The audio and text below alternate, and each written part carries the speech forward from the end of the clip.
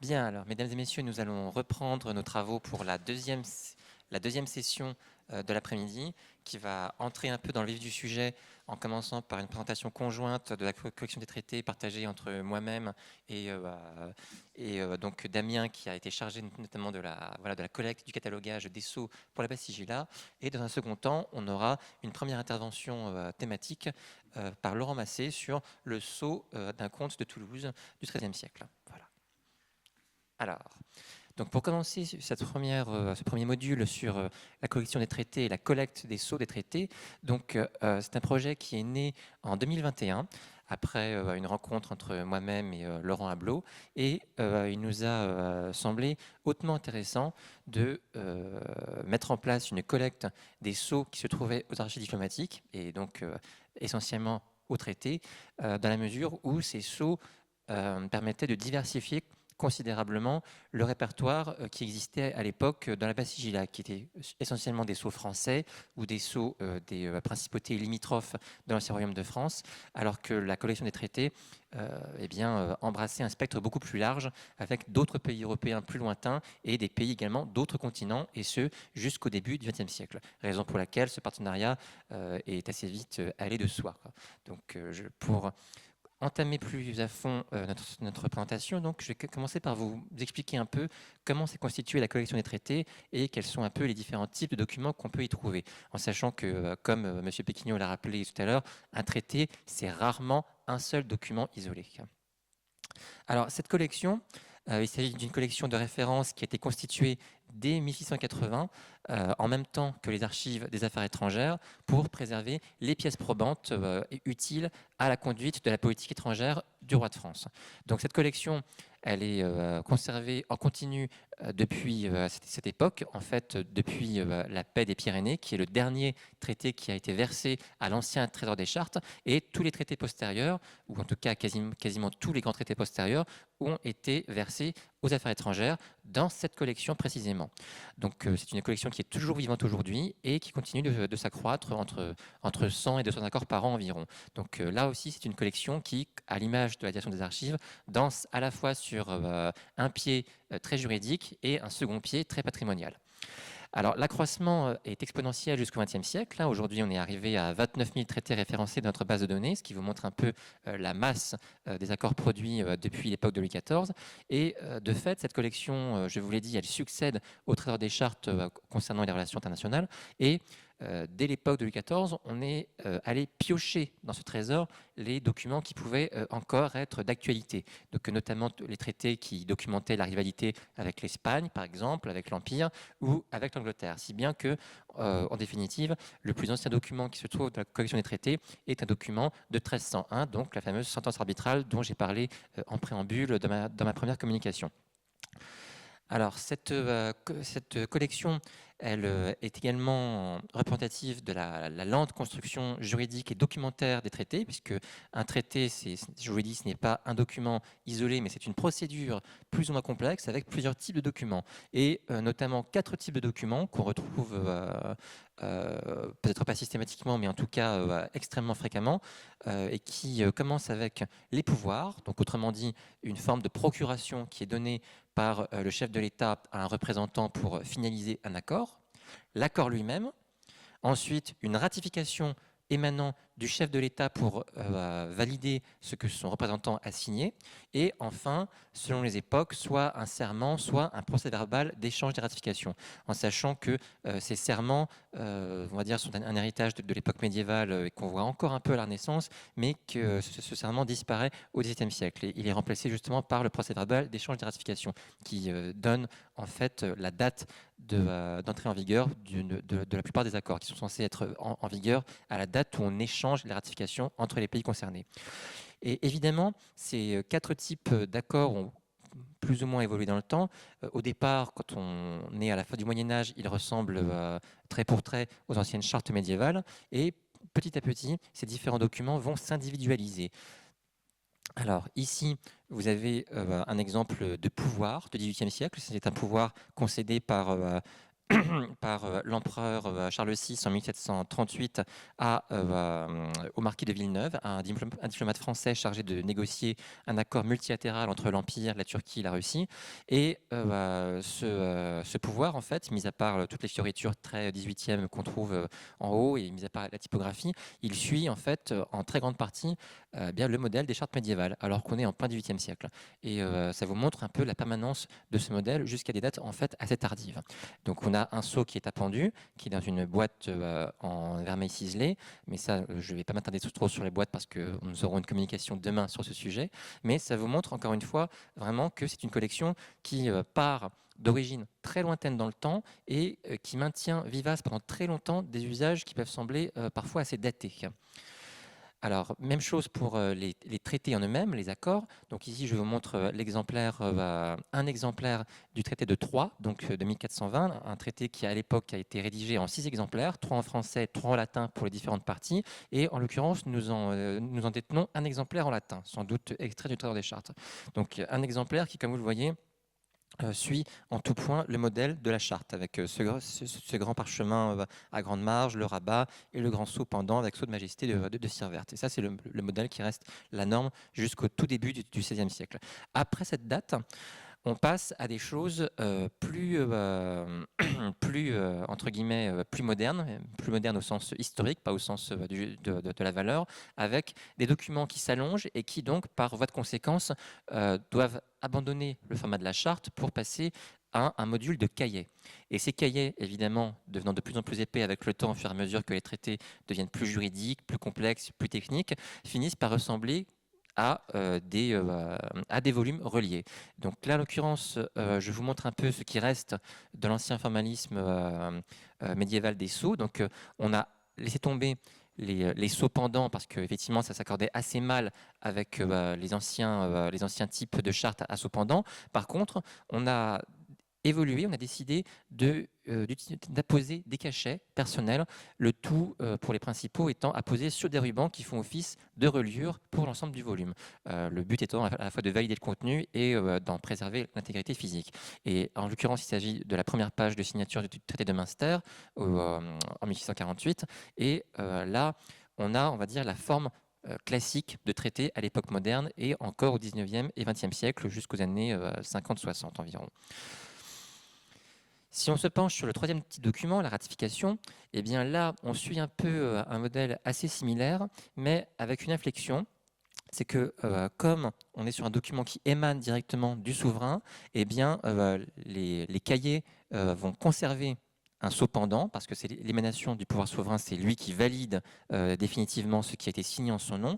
Et on passe au départ de documents relativement simples, comme ce que vous avez ici, qui est la ratification de la paix des dames de 1529, à des choses en fait qui mettent en œuvre tout un système d'apparat avec des sceaux de plus en plus complexes et de plus en plus mis en valeur par les boîtes qui les protègent et aussi accessoirement des cahiers qui gagnent en ornementation aussi bien à l'intérieur dans la mise en page, les décorations du texte, qu'à l'extérieur dans bien le décor du portefeuille qui protège la ratification. Et donc quand je parle d'un système d'apparat, eh bien c'est réellement cela, puisqu'on a en fin de compte tout un ensemble de choses qui magnifient la ratification et qui peuvent utiliser un décor héraldique, comme c'est le cas, comme je vous montre ici, on a à la fois les armes du pape Pie VII sur le sceau à l'intérieur de la boîte, sur la boîte et sur le portefeuille. Et évidemment, là, les emblèmes sont tous identiques. Il peut y avoir des cas où ils ne sont pas identiques. Mais ça, je laisserai Damien en parler, puisque je sais qu'il a prévu de parler d'un de ces cas. Et bon, voilà. Les procès-verbales de ratification, eux, je vais passer dessus parce qu'en général, ils ne sont pas très beaux, pas très impressionnants. Et en fait, ce sont des documents assez banals avec en général un ou deux cachets à la fin. Donc, pas des choses qui nous intéressent pour ce colloque, mais sachez bien que ça existe et ça existe toujours, mais ça sans cachet aujourd'hui. Alors, les normes modernes sont devenues, on va dire, relativement bien définies au fil du temps et elles ont conduit à l'abandon au début du XXe siècle de ce vaste système que je vous ai montré avec les portefeuilles d'apparat, les grands saupendants, etc. Le saupendant le plus ancien que j'ai retrouvé avant de céder mes fonctions à Gabriel Poisson datait de 1932. C'était un accord multilatéral passé en lien avec les autres puissances fondatrices de la Société des Nations. Bref, quoi qu'il en soit, la complexification croissante des accords au XXe siècle a conduit à beaucoup banaliser, on va dire, les accords modernes, qui sont beaucoup moins impressionnants visuellement, mais qui ont gardé pendant très longtemps ces fameuses normes de validation que je vous ai montrées. Donc, je vous montre ici un accord franco-soviétique de 71 où vous voyez la mise en page a complètement changé. Où on est passé sur une présentation avec un texte à liseré rouge, qui est la norme encore aujourd'hui pour la plupart des accords. Et on a donc 2 cachets pour les plénipotentiaires qui sont apposés sur les rubans qui maintiennent la cohérence physique du traité. Donc vous voyez une réinvention des normes anciennes, mais qui a un effet très différent. Alors, je vais passer pour la suite de l'analyse la main à Damien, qui va donc vous parler plus précisément de tous les sauts qu'il a vus, de leur quantité, de leur répartition. Et sur ce, je rends le micro. Très bien, merci Guillaume, et bonjour à tous. Ça fonctionne le micro? C'est très étrange. Première fois que j'utilise un micro de ma vie. Alors, je vais passer donc à cette deuxième partie où je vais vous présenter donc cette collecte des sauts que j'ai effectuée en 2021 en 2 temps. D'abord au printemps, puis en automne 2021, lorsque j'étais en master de recherche, master 1 puis master 2, sous la direction de Stéphane Péquignot, qui a fait la présentation introductive en diplomatie médiévale. Donc moi, je suis plutôt spécialiste du Moyen-Âge, mais là, j'ai fait saisi essentiellement des sceaux modernes et contemporains.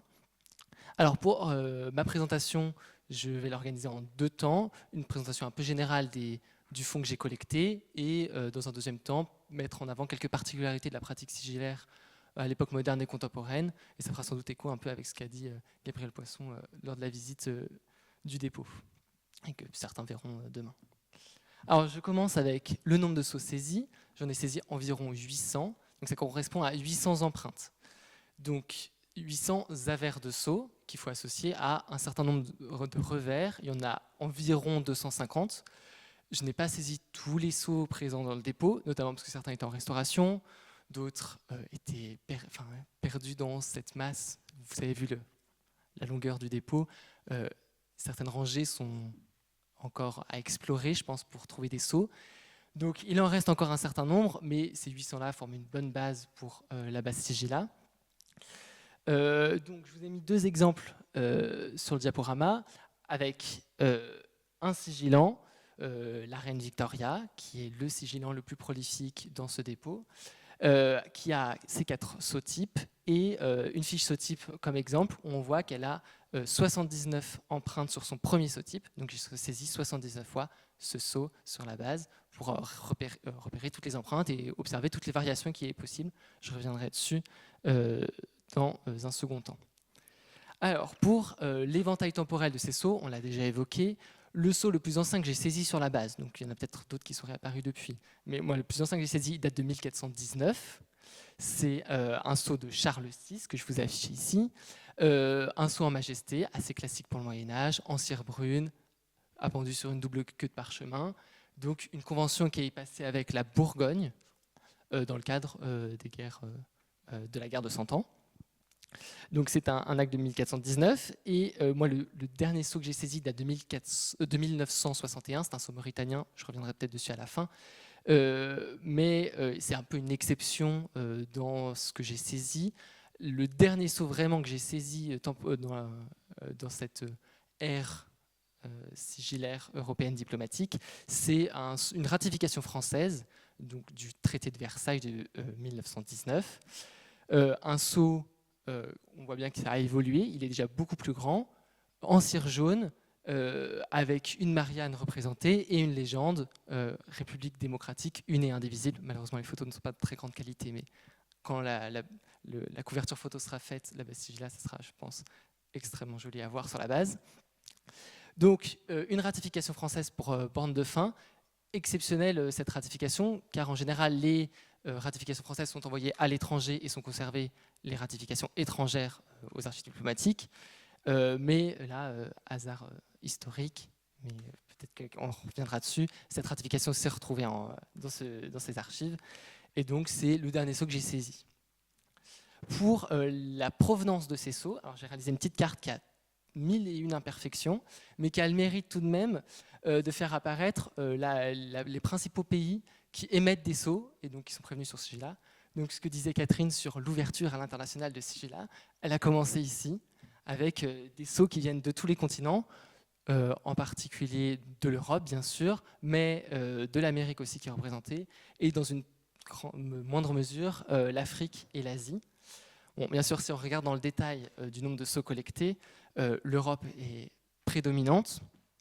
Les 3 principaux pays présents dans ces archives sont le Royaume-Uni, l'Empire, donc il faut comprendre l'empereur, les princes d'Empire et les villes d'Empire, du type Fribourg, Cologne, et la Suisse, notamment grâce à tous ces cantons qui ont signé tous les actes à part. Donc ils forment plus de 50% du fonds que j'ai saisi.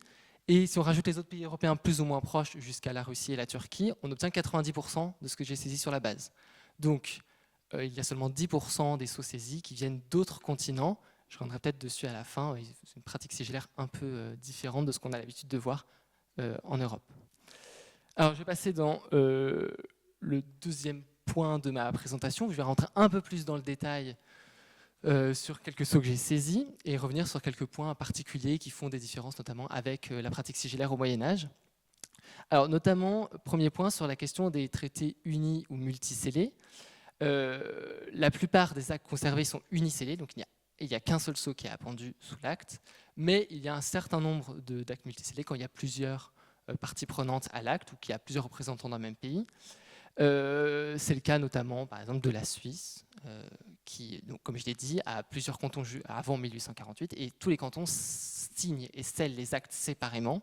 Donc, ce qui fait que le nombre de sceaux suisses sont surreprésentés par rapport au nombre d'actes présents dans les archives. Mais bien sûr, le pays qui a le plus de sceaux, appendus sous un même traité, c'est ce fameux acte d'élection d'Henri de Valois au trône de Pologne, qu'on a eu la chance de voir tout à l'heure et que certains auront la chance de voir demain. Donc un acte magistral, si on veut dire, avec un nombre de sceaux impressionnant appendus dessous. Donc un acte du XVIe siècle. Malheureusement, je n'ai pas pu le saisir sur la base. C'était une entreprise démesurée, avec des sceaux qui sont très très peu lisibles et qui sont entremêlés. Certains sceaux sont totalement inaccessibles en dessous de toute cette masse. Et donc, j'ai abandonné cette entreprise. Par contre, j'ai pu saisir une version plus légère, donc un autre acte qui existe sur cette élection. C'est l'acte des ambassadeurs de Pologne qui proclame cette élection, où il y a seulement, entre guillemets, 11 sceaux appendus. Et là, coup de chance, c'est comme le cas dans la plupart des actes quand même, ils ont inscrit leur nom et leur signature juste au-dessus de leur sceau, donc c'est parfaitement lisible. Ça permet de faire la fiche sigilant, la fiche sceau-type, la fiche empreinte, c'est parfait. Et donc c'était possible de la saisir assez facilement. Ensuite, je vais poursuivre avec les boîtes à sceaux. Alors je vais aller très vite pour laisser du contenu à Laurent Blum, je suis sûr qu'il en aura plein demain. Notamment sur l'évolution de ces boîtes à sceaux qui est visible très concrètement dans les archives, avec le passage à l'époque médiévale, donc de sceaux sans protection, ou sans protection conservée en tout cas, à des sceaux à l'époque moderne dans des boîtes en bois, où le sceau est directement réalisé dans la boîte, donc sans revers. On a ici l'exemple d'un contrat de mariage sous le règne de Louis XIV. On a d'ailleurs le sceau de Colbert de Croissy qui est juste ici sur l'acte et que je vous ai agrandi ici. Donc on a des sceaux directement dans des boîtes en bois assez simples, assez sobres, et ça va évoluer. Alors les boîtes en bois ne sont pas abandonnées pendant la période contemporaine. Un de mes sceaux préférés, en tout cas ma boîte préférée, il s'agit de un sceau helvétique de la Confédération suisse, donc après 1848, où on a une boîte en bois très finement ciselée. Donc là on voit bien qu'il y a une grande différence avec l'époque moderne. mais des boîtes en bois ont tendance quand même à disparaître, et c'est plutôt des boîtes en métal, en vermeil, en argent, en matières précieuses globalement, qui vont être utilisées par les sigillants. Donc, ces boîtes, en général, elles sont associées à un certain nombre d'ornements, d'emblématiques. Là, je vous ai mis un exemple d'un traité prussien de 1867, où Guillaume Ier de Prusse fait apposer sur sa boîte à sceaux des appliques dorées représentant les petites armes du royaume de Prusse, donc une version édulcorée des armes de Prusse, avec un écu à l'aigle tenant un sceptre et un orbe accosté de deux hommes sauvages. Et on retrouve ces armes de Prusse sur l'avers du sceau, juste ici. Alors, malheureusement, la photographie n'est pas idéale, mais on retrouve cet écu accosté de deux hommes sauvages, mais cette fois-ci, l'écu a changé, c'est les grandes armes de Prusse, avec les 48 quartiers qui divisent le blason prussien. Donc, on a vraiment un jeu de miroir entre ce qui est visible sur la boîte à sceaux, ce qui est visible sur l'avers du sceau. Alors, possibilité, l'ajout de représentation sur la boîte à sceaux peut venir aussi du fait que les sigillants perdent le revers du sceau.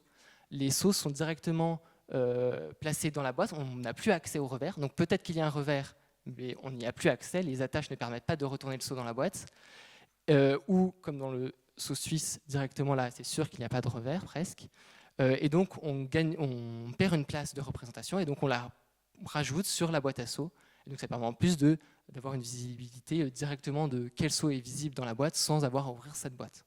D'accord.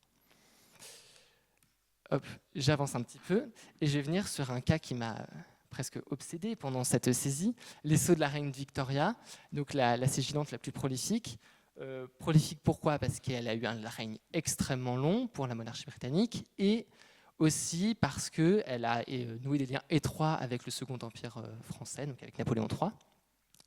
Et donc on a un certain nombre de sceaux conservés de cette reine Victoria. Et ça va même dépasser la date de Sorens, ce qui va m'amener à une petite question de conclusion. Peut-être certains auront la réponse à cette question qui me turlupine depuis 3 ans. Donc peut-être que je trouverai enfin une solution aujourd'hui. Donc c'est un sceau assez classique qui reprend des codes médiévaux, notamment le sceau équestre, avec donc cette reine Victoria sur un cheval qui possède une plume sur la tête et un valet sur sa gauche, et une devise autour, Victoria Fidei... pas de bêtises parce que c'est pas forcément lisible. Oui, Victoria Dei Gratia Britanniarum Regina Fidei Defensor.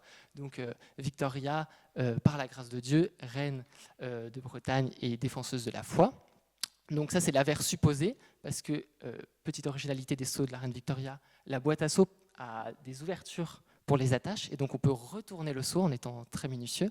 Et donc on a accès au revers qui est un sceau classique, un sceau de majesté où elle est représentée avec 2 figures allégoriques. La religion et la royauté, et cette fois-ci sans devise. Donc ça, c'est le premier sceau type de la reine Victoria. Et au bout de 60 ans de règne, elle se fait un petit cadeau, elle se crée un deuxième sceau type, où cette fois-ci, ils ont inversé l'organisation. Cette fois-ci, à l'avers, donc avec la légende, on a le sceau de majesté. On voit d'ailleurs que la reine a un petit peu vieilli, maintenant elle a plus de 70 ans. Avec la légende qui a aussi un peu changé, elle a été raccourcie en abréviation pour rajouter la place pour In the Imp, donc impératrice des Indes. La reine Victoria a conquis les Indes entre-temps. Et le sceau équestre se retrouve au revers, sans légende, et n'a pas beaucoup changé. Les actes de la reine Victoria donc, se représentent comme ça. Là, on a un acte de 1876. On a la boîte à sceaux, avec une iconographie dessus, bien sûr, et un système d'attache et de glands qui a eu tendance à se codifier au cours de l'époque moderne et de l'époque contemporaine, avec des lattes qui sont épaissis pour soutenir cette boîte, même si je doute que cette boîte avait vocation à être vraiment pendue en l'air, et des attaches qui se terminent dans des glands qui disparaissent une fois sur 2 en général. Les hasards de la conservation fait que les glands ont tendance à disparaître au bout des attaches. Donc là, on a un traité de la reine Victoria, une ratification, et une autre ratification de 1901. Cette fois-ci, c'est son fils, Édouard VII, qui ratifie un traité avec la France. Il garde à peu près le même système, juste il change son portefeuille. Le portefeuille est en cuir, avec cette fois-ci une iconographie dessus. Et fait étrange, je ne sais pas si... Non, je n'ai pas mis de photo. Il va conserver le sceau de sa mère. Donc on disait que normalement la matrice est détruite à la mort du sigilant. Là, la matrice visiblement est restée et Edward VII va continuer à sceller les actes qu'il passe avec toutes les puissances étrangères avec les sceaux de sa mère pendant encore 3 ans. Donc, question, pourquoi fait-il ça? Je n'ai pas trouvé de réponse, impossible de trouver la réponse, en tout cas d'après mes recherches, de pourquoi vouloir signer et sceller, enfin non, il signe à son propre nom et il scelle avec le sceau de sa mère, et puis après il va se créer son propre sceau, bien sûr, jusqu'à la fin de son règne. Et un petit point sur les sceaux visibles des autres continents, on voit bien qu'on a une iconographie qui a changé. Là, je vous ai mis un exemple d'un sceau turc, donc avec une inscription en arabe, enfin en turc, sur le sceau. Du coup, très difficile pour moi de les saisir parce que je ne lis pas l'alphabet arabe. Un autre sceau, cette fois-ci qui vient d'Amérique latine, enfin d'Amérique du Sud plus précisément, de la Nouvelle-Grenade, sceau colombien.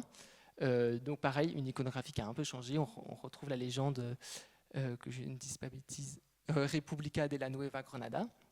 Un écu, mais cette fois-ci, on a un sceau ovale qui avait eu tendance à disparaître au fil de l'époque moderne.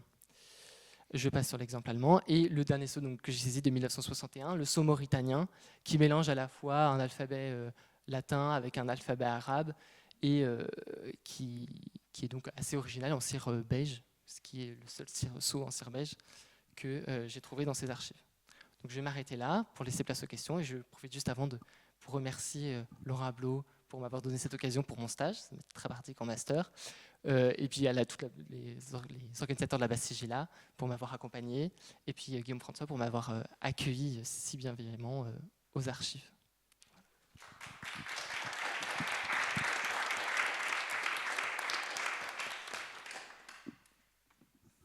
Nous avons une dizaine de minutes de questions maintenant. Oui, Gabriel? Les Anglais font toujours ça. C'est-à-dire qu'il y a toujours une période de transition. Quelques temps entre le décès du souverain et l'élection d'une nouvelle matrice. La reine actuelle, justement, le roi actuel. Le roi actuel, je crois, utilise encore le sceau de sa mère. Et elle-même n'a utilisé son propre sceau qu'après 1 an ou 2 de règne. Alors, je n'ai pas remonté, je n'ai pas vu le début du XXe siècle, mais effectivement, c'est une pratique qui est très courante et qui doit être liée au processus de deuil. D'accord. Ah oui, parce que c'est pas visible sur les autres. Le hasard des traités conservés font qu'aux archives ici, on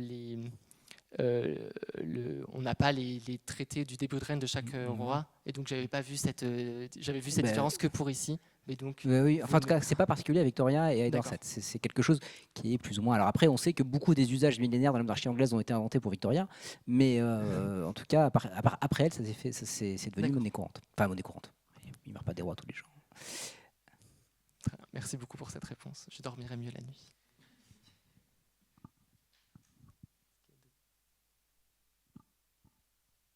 Je précise que le moulage du sceau de la Nouvelle-Grenade se trouve dans les vitrines qui sont dans le hall pour ceux qui sont fans d'héraldique américaine.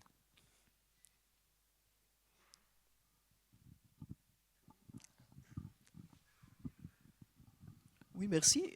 Combien de sceaux d'État italiens avez-vous collectés?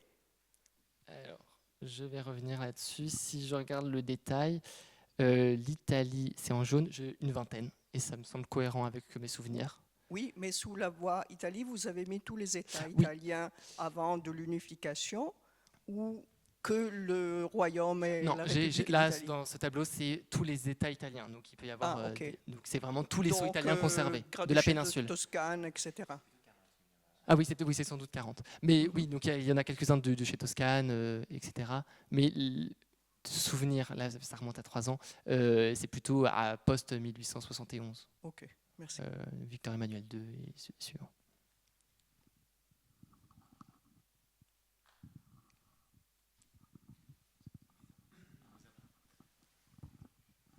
Merci beaucoup Damien pour cette présentation et Guillaume. Une petite remarque sur les sceaux non européens. Ça serait assez intéressant d'essayer d'explorer, de voir si ces sceaux sont utilisés dans d'autres contextes. Puisqu'on a quand même le cas apparent, en tout cas, de sceaux qui sont créés spécifiquement pour l'usage diplomatique. Et ce qui mérite quand même d'être souligné. On en a un exemple médiéval qui avait été l'objet d'un bel article. Alors je vous lis toujours. Donc sous le règne de Saint-Louis, il y a un traité qui est passé avec un sultan, et le sultan se fait réaliser un sceau pour sceller, pour produire un document à la manière des Occidentaux, enfin des Francs. Mais ça serait intéressant d'explorer un peu les fonds documentaires, notamment sud-américains ou africains, voir si effectivement, dans quel autre contexte leur sceau est utilisé. C'est une remarque, je ne sais pas si vous avez des idées là-dessus, l'un ou l'autre. Personnellement, j'en ai pas. Mais... Alors, je n'aurais pas d'idée pour les sceaux non européens anciens. Le sceau mauritanien, à l'évidence, n'a pas eu une grande postérité. On a une ou deux empreintes et ensuite ils sont repassés au modèle qui était en vigueur chez les Européens. Ils ont laissé tomber leur sceau. Donc je ne saurais pas dire si c'était un sceau spécialement fait pour les traités ou un grand sceau, comme pour nous avons encore les grands sceaux de l'État déposés au ministère de la Justice. Mais ça pourrait avoir le coup pour la Mauritanie de chercher, effectivement, parce que ça, c'est pas impossible qu'on ait des renseignements là-dessus. Comme c'est une époque moderne, au moment de l'indépendance, on pourrait peut-être le savoir chez nous, ça, quoi. Mais à creuser, vraiment, quoi. Et juste une autre question sur la couleur des cires, notamment les cires jaunes qui sont assez étonnantes chez Victoria. Alors là encore, je ne connais pas bien les usages sigillaires contemporains. Et le premier sceau que vous avez montré, Damien, qui était donc l'acte de la République. Donc, est-ce que c'est un phénomène d'imitation ? Pourquoi les sceaux et actuellement encore, il me semble que la République, c'est en jaune, c'est ça ? Alors, j'ai une théorie. Je pense qu'en fait, ils ont voulu en fait, par imitation, imiter les anciens sceaux de cire jaune, parce qu'on parle toujours de sceaux de cire jaune pour les actes des rois de France, et je pense qu'en fait, c'est un phénomène d'imitation pour un peu se couler dans la tradition. Sauf que à l'origine, évidemment, c'était pas de la cire jaune, c'était de la cire translucide, mais je pense qu'ils avaient oublié ça et qu'ils ont voulu faire des sceaux en cire jaune, parce que voilà, dans l'historiographie, on parle toujours de sceaux en cire jaune, ce qui est une erreur, évidemment, mais je pense que c'est effectivement un phénomène d'imitation par rapport à l'historiographie. C'est une théorie, hein, mais voilà, c'est comme ça que moi je t'explique. Parce qu'effectivement, il y a un moment au XIXe siècle où ils se mettent tous à sceller en jaune. Et les Français, les Anglais, quelques autres aussi scellent en jaune. Et évidemment, je n'ai pas d'explication en dehors d'une mode un peu historicisante qui apparaîtrait à ce moment-là, quoi.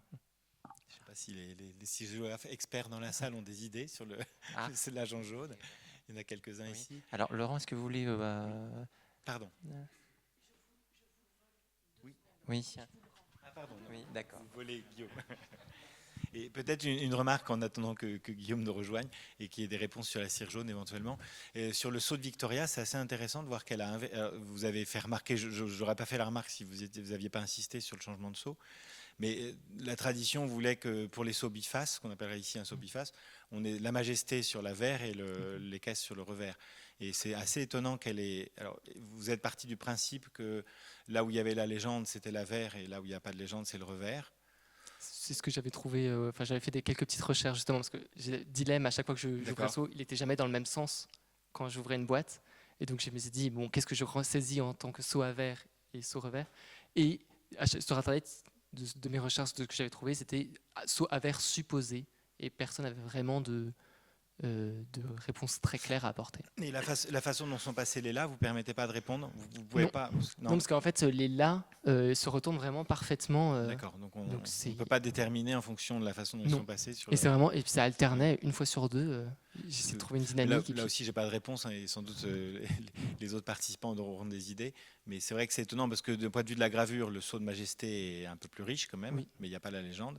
Et logiquement, c'est l'avers et le sceau équestre serait le sceau revers. Cette combinaison serait plus cohérente. Oui, du coup, alors est-ce qu'ils ont corrigé le tir mais 60 ans après 60 ans après, encore une fois, dans cette idée de redécouvrir les pratiques sigillaires de façon plus cohérente, ou est-ce qu'effectivement, dès le début, il y avait bien un sceau à verre en majesté, mais sans la légende. Voilà, dans la tradition anglaise, à partir du XIVe siècle, la même légende est appliquée des deux côtés.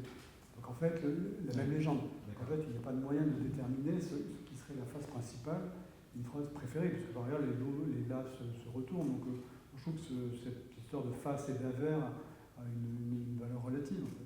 À partir du moment où on a deux faces d'égale dimension, hiérarchisés l'un avec l'autre, je ne suis pas persuadé que ce soit... D'autant que pour les Anglais, vraiment, la même légende est appliquée des deux côtés. Donc eux-mêmes ne distinguent pas de... Mais c'est donc une nécessité pour la saisie sur la base, où on a besoin de définir un avers et un revers. Oui, puis ça a quand même un sens historique sur les sceaux bifaces anciens. On a vraiment, je pense au sceau de Guillaume le Conquérant, on a son sceau comme roi d'Angleterre et son sceau comme duc de Normandie. Mais alors, quel est l'avenir, quel est l'homme? Parce que sur Oui. le sceau de Guillaume le Conquérant, lorsqu'on lit la légende, qui n'est pas la même sur la face et son revers supposé, eh bien, il faut commencer par la face équestre. C'est là que commence la légende. Je traduis en français, voir le duc de Normandie, Guillaume, merci, ça me suffit. Et sur la face de Majesté, on a la suite. Et maintenant, voit le roi des Anglais.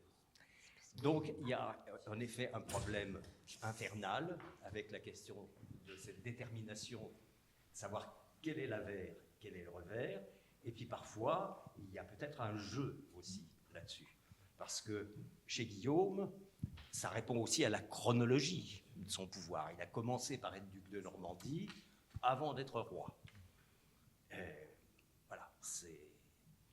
Souvent dans les inventaires, en effet, il faut prendre avec circonspection ces affirmations sur la face inverse, la face reverse.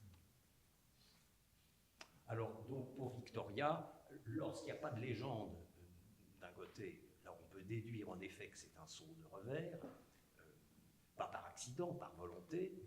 Et puis, pour ce premier sceau que vous avez montré, là en effet, en fonction de la position du cordon, tout est interchangeable. Ou bien, voulait-elle faire, mais alors là j'extrapole beaucoup et ça devient du roman, un petit clin d'œil au premier des rois de l'Angleterre, Franck. Mais bon, ça m'étonnerait quand même.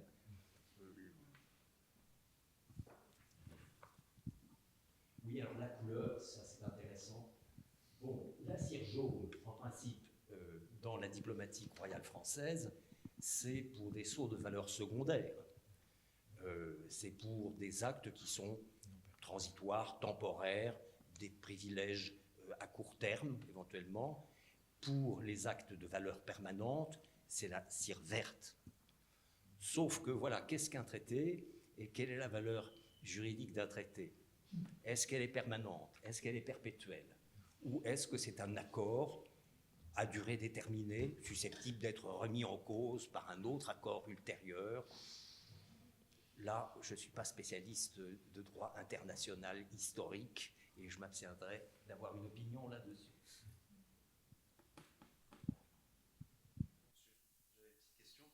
Au niveau de la Turquie, est-ce que vous classez également historiquement les régences de Tunis et d'Alger? Auquel cas, en fait, je me demandais où étaient les traités qui étaient éventuellement passés entre la France et les régences en question, ou alors entre les régences en question et d'autres pays européens. Si c'était ici ou à Nantes.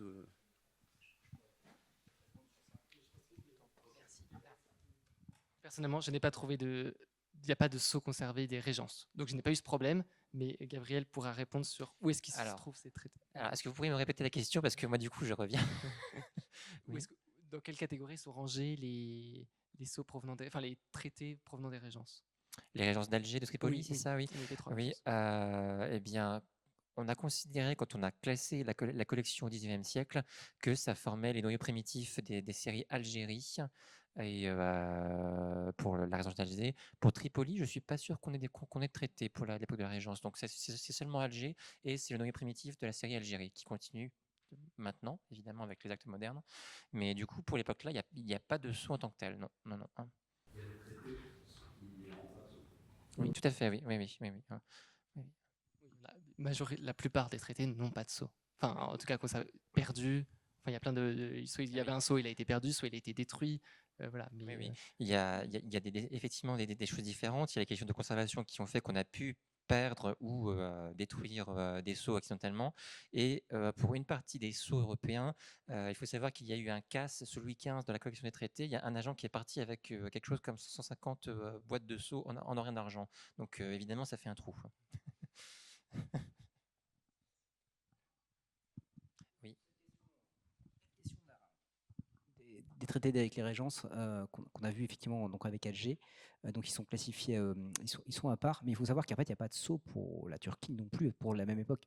C'est-à-dire que le sceau que vous avez présenté là, c'est vraiment 1856 dans lequel la Turquie se met à adopter un mode de représentation qui est occidental.